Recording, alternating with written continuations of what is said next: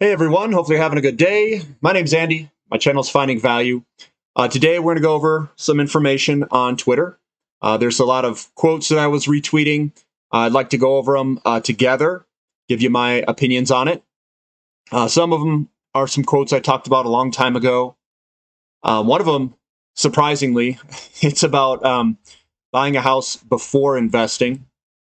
And that was some information that I was talking about when I first opened the channel. The channel, basically, there was people saying that the housing market was going to crash in 2020.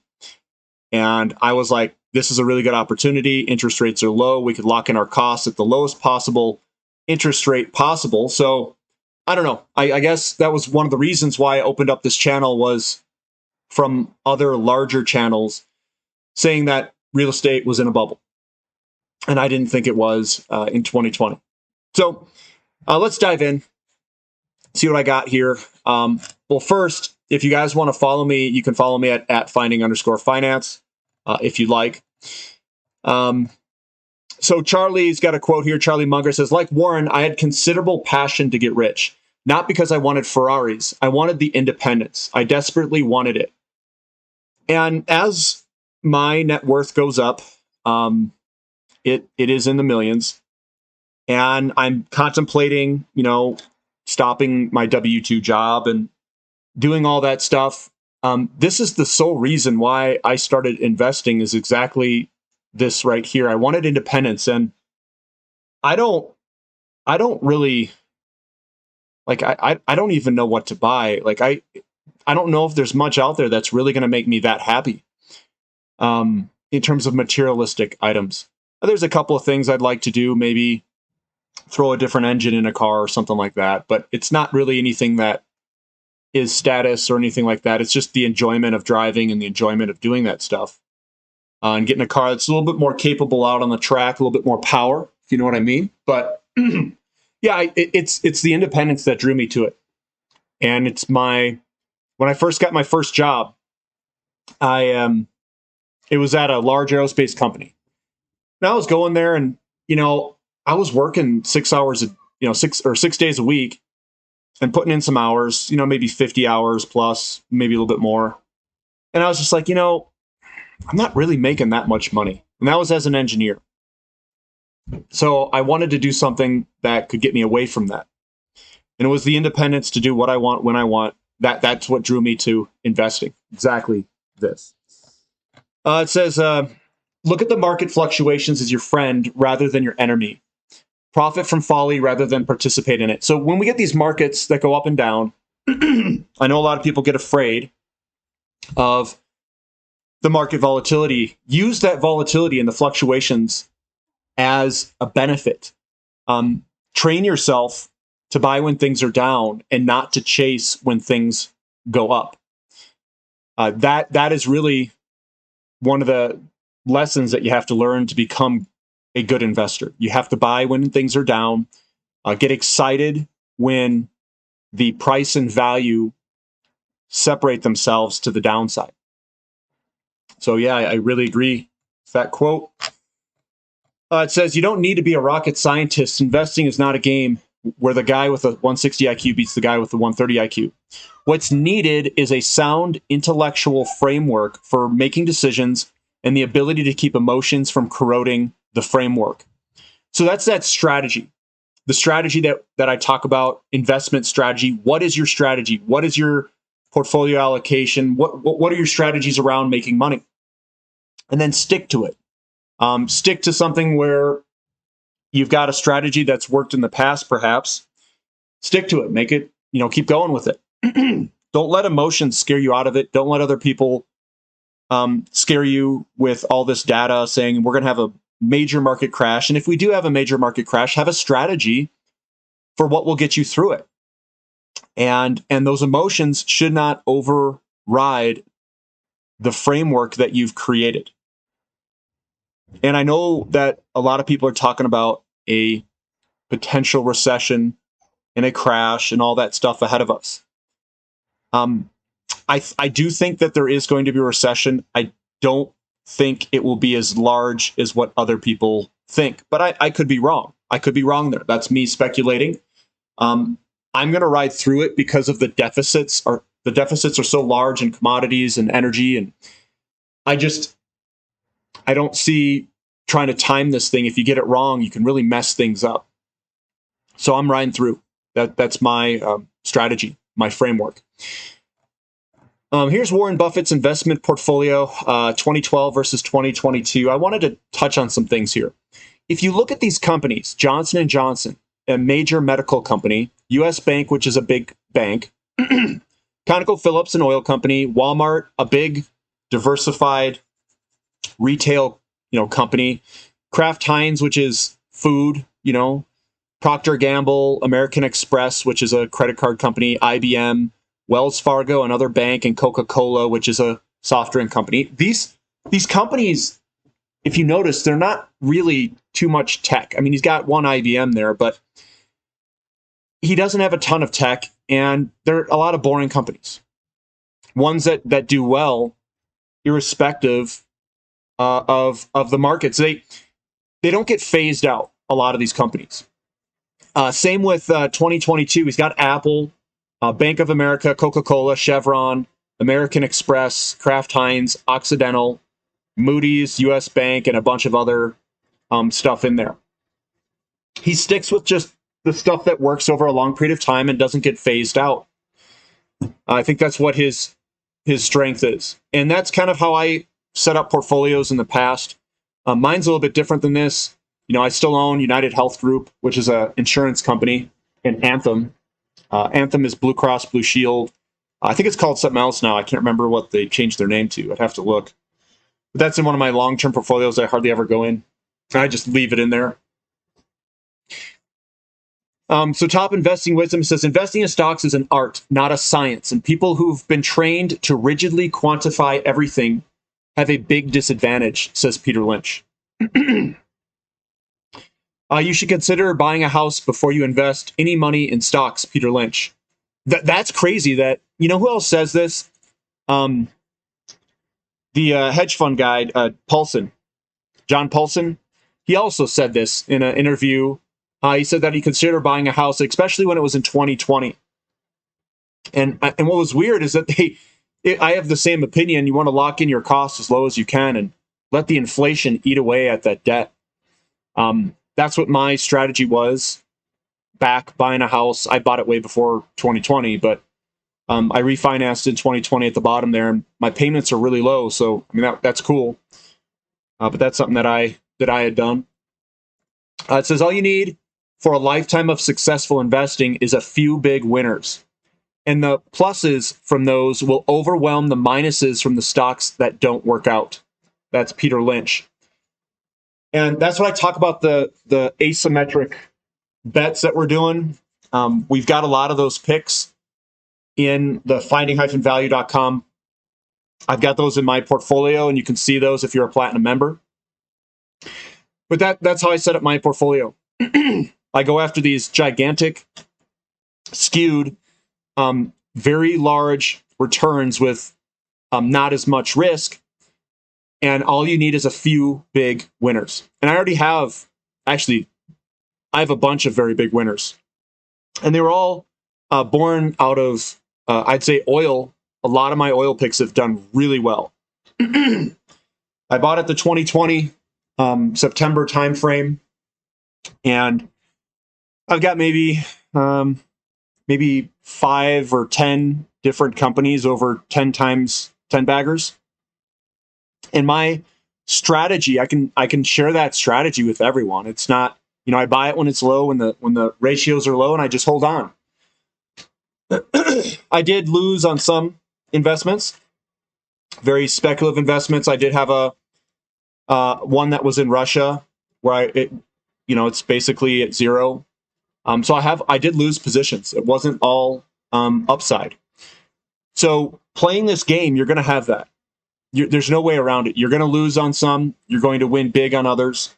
And the ones that win big, when you get a 10-bagger or 30-bagger, they'll make up for all the losses on other ones. If you had chosen, let's say you were going on the edge of a bankrupt company and it went bankrupt on you, and you lost 30, 40, 50, 60, maybe even more than that percent of your money, depending if you stayed in it or if you noticed it quickly and sold out.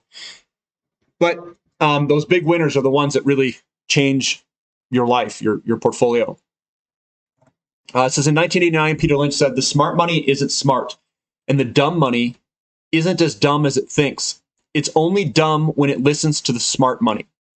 Here's what he meant by dumb and smart money, as well as how to build wealth without listening to smart money. And I want to go through this thread. Smart money is what everybody's trying to listen to. They're trying to listen to all these guys talk on YouTube and all these investment clips. Remember when I started making a bunch of money, I always make these claims where I stopped listening to those guys. I just stopped. And I didn't know, I didn't read these quotes. These weren't the reasons why I stopped listening. I just knew that these guys got it wrong more than I'll just say I wasn't making that much money under them. So I had to come up with a different framework, a different strategy to make money. So this is what Peter Lynch is saying. He says, smart money. When people invest, they often look to professionals as role models for what they should do to succeed. This is an intuitive way to improve. Find someone who does it for a living, then copy them. Unfortunately, most so-called professionals are getting paid to trail market returns while collecting huge management fees. Following subpar role models does not guarantee success. Instead, you'll need to focus on following people with long track records of success.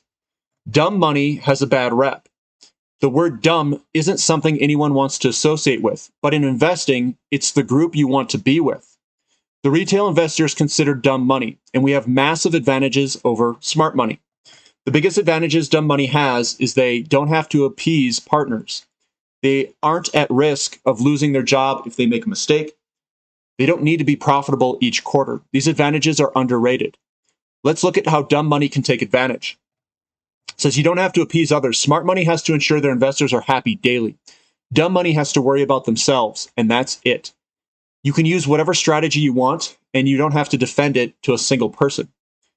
If you like tiny companies, you're free to go that route. If you want only companies that buy back stock, feel free. Smart money has massive restrictions. You don't.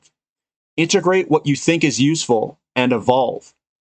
2, you aren't at risk of unemployment if you make a mistake. Smart money has to minimize mistakes as much as possible.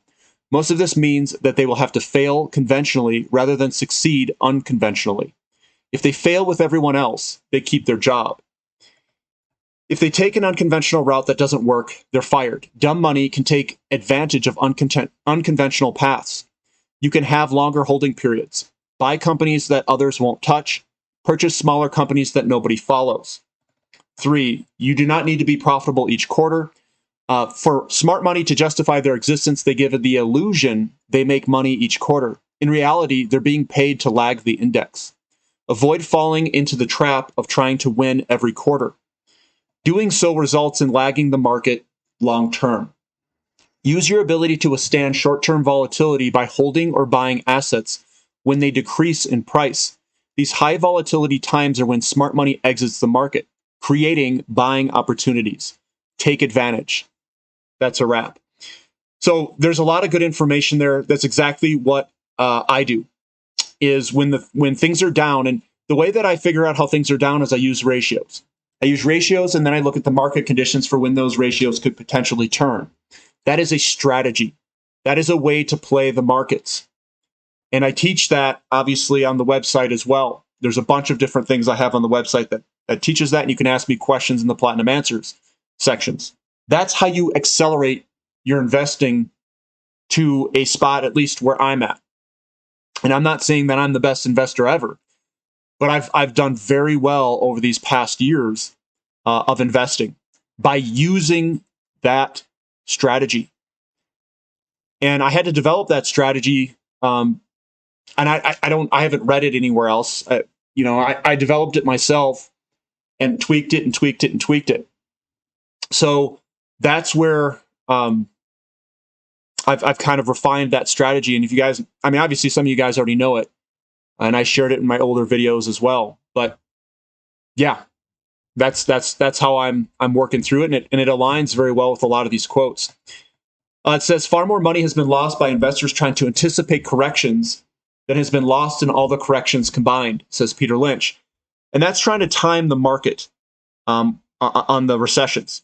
I think you can look at the big picture view and get the big trends right in terms of market conditions.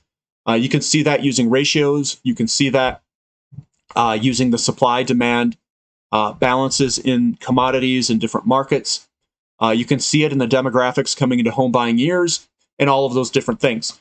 That is where people get messed up, is they let their emotions overrun them, and then they get scared and they get scared out of the markets. If you've got a strategy where you say, screw it, I'm going to ride through it and then buy the lows. That's my strategy. That's what I'm going to do. And if the market conditions are good and the deficits are supportive of a commodity bull market, I'm just going to ride through whatever volatility there is. And I know that takes a lot of emotional strength. It can be quite tolling if your portfolio's down a bunch.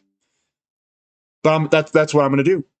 It's worked for these other investors, and that's the strategy I'm going to employ. And I'll let you guys know where I think when the market gets kind of wishy-washy, I'll let you know where I'd say, hey, look, if I'm going to take something out, I would do it here. It says, confusing the price with the story is the biggest mistake an investor can make. This is for Peter Lynch quote. He says, if you're going to invest in a stock, you have to know the story. This is where investors get themselves in trouble. They buy a stock without knowing the story, and they track the stock price because that's the only detail they understand. When the price goes up, they think the company is in great shape. But when the price stalls or goes down, they get bored or they lose faith, so they sell their shares.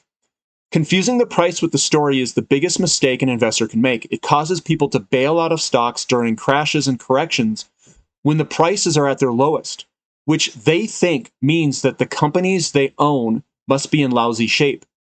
It causes them to miss the chance to buy more shares when the price is low, but the company is still in terrific shape.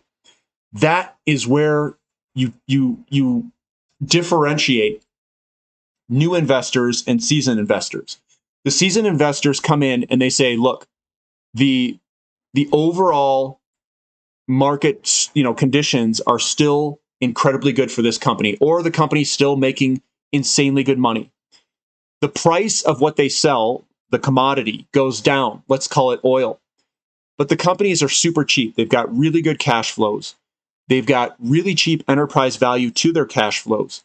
And people become bored because the price of oil hasn't gone up yet. That is the opportunity. That is what you want to look for.